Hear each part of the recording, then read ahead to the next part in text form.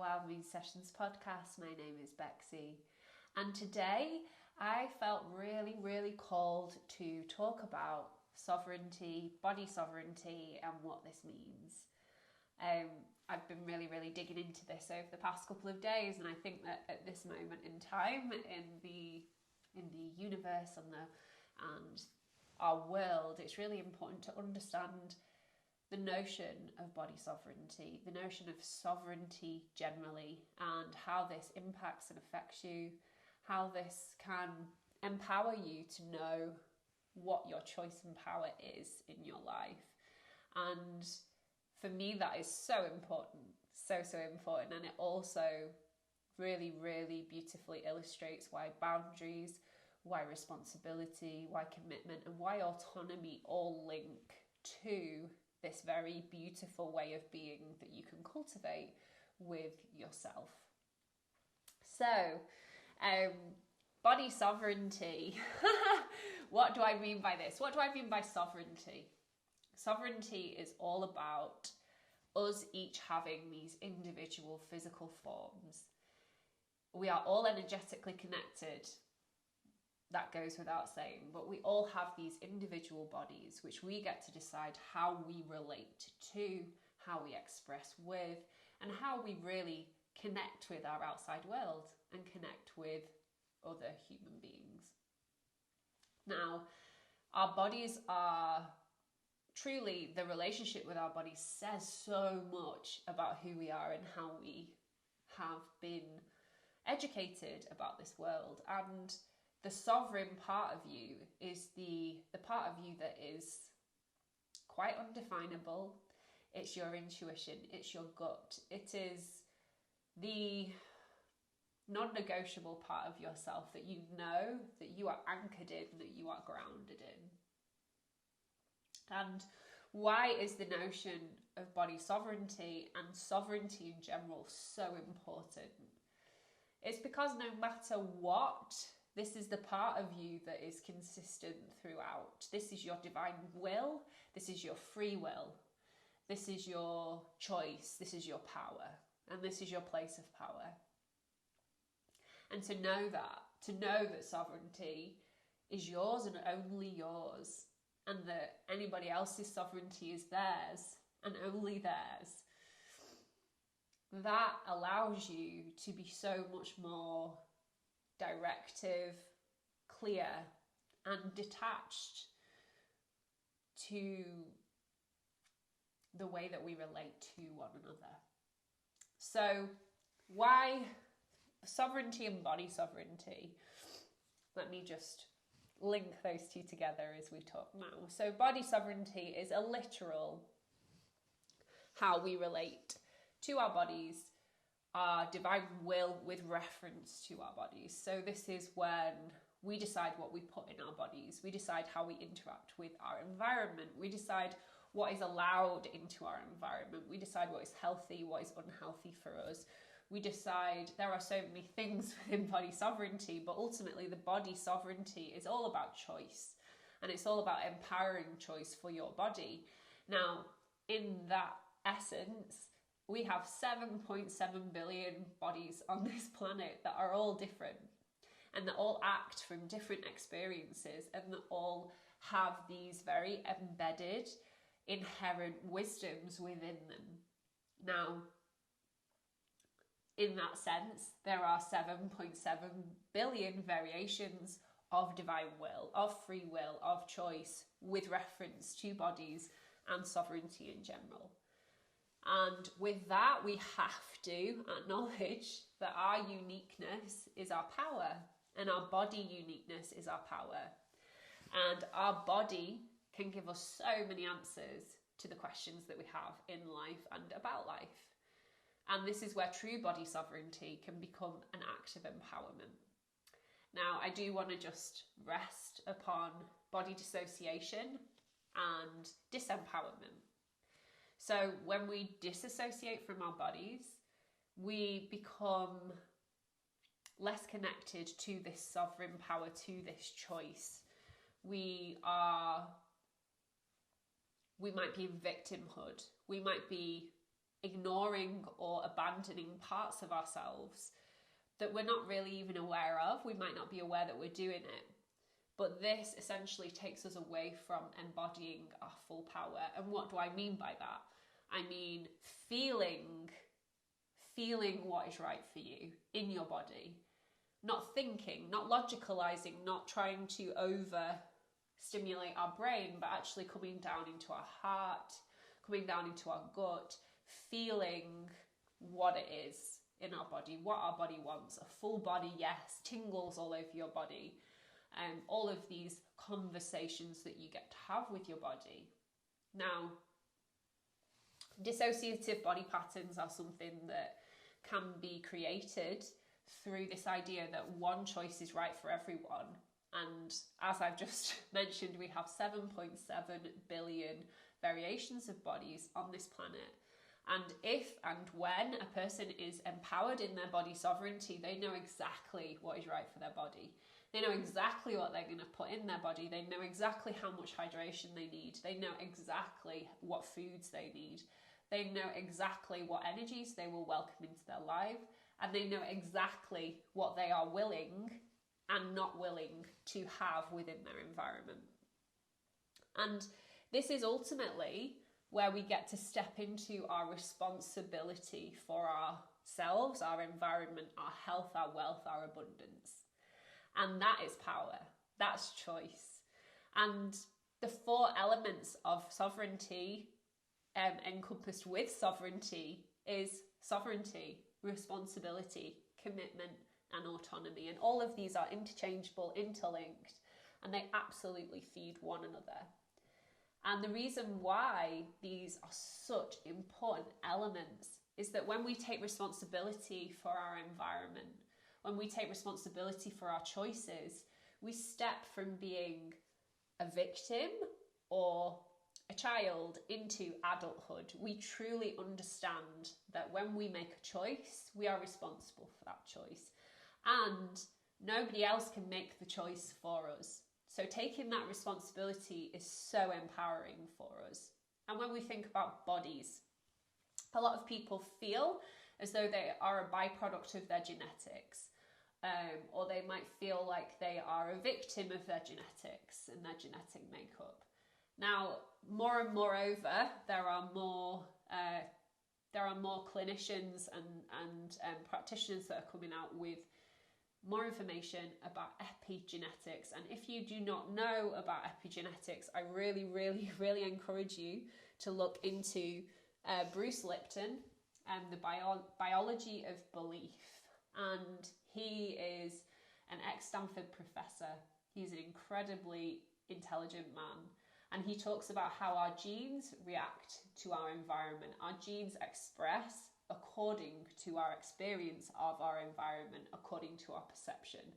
Now, there is something else called Neuro Immunology. And this is to do with the connection between your brain and your body function fully. So your immunity, the way that your body functions, your genetic expression, all of this. Now, this is a huge hat tip to energetic work. This is where you get to empower yourself with every choice that you make, because with every choice that you make, you are creating an environment for yourself to thrive in. And that is true adulthood, to understand and to create a beautiful sanctuary for that is your life, so that you can turn up to that sanctuary and the abundance of you can be mirrored back to you through the universe without any blockages or any perceptions that make you feel out of your control. The universe is you, therefore you are the universe, and ultimately it wants to show you your abundance and it wants to show you your highest expression. So anything that is not your highest expression and is not worthy of your time, you have to be aware that if that is within your sphere, that is within your life, why is it there? And are you taking responsible action to bring that into alignment with what you need? And believe me, knowing what you need, that is a process. but it's something that you get to claim, and it's an exciting thing to be able to be responsible for that and love being responsible for that. So the next part of that I want to talk to is commitment. So there is a very, very divergent narrative surrounding commitment in our society. And commitment is something that you want to relish. Commitment is the responsibility for your sovereignty that you want to take forward, and you want to commit to you. You want to commit to healthy relationships. You want to commit to a great relationship with your body. You want to commit to a great relationship with your environment. You want to commit to a great relationship with everything that you want to manifest in your life. You want to commit to a great relationship to the abundance that you are. Now, this is where it can be a little bit challenging for people, because ultimately the only thing that stops you from committing to this is yourself and your ego. And a lot of the time, the ego tries to protect you and keep you in safe modes of expression or safe modes of living. Now, be really, really aware of that. For anybody who has had an ego awakening and an ego death of some kind, you will be aware that the ego tends to serve fear because it believes that it needs to keep you alive at all costs. So you have to be aware that your ego is there to challenge you, to make you move past those obstacles and make you move past those challenges, because they are challenges and they are there to help you up level into the next level of you. Now, that is the most important element. When you commit to yourself, you commit to doing it all. You commit to doing the work. You commit to turning up in a new way. You commit to making a new relationship with yourself and your world. And that is priceless. That is priceless. Now, moving on to autonomy. Autonomy is all about you being an autonomous human being. Everybody has the free will, the right to be autonomous. And it's understanding the power of your sovereignty, of your responsibility, and your commitment. And if you want to think about it, autonomy could be the outside circle to that sovereignty, responsibility, and commitment. Autonomy is this.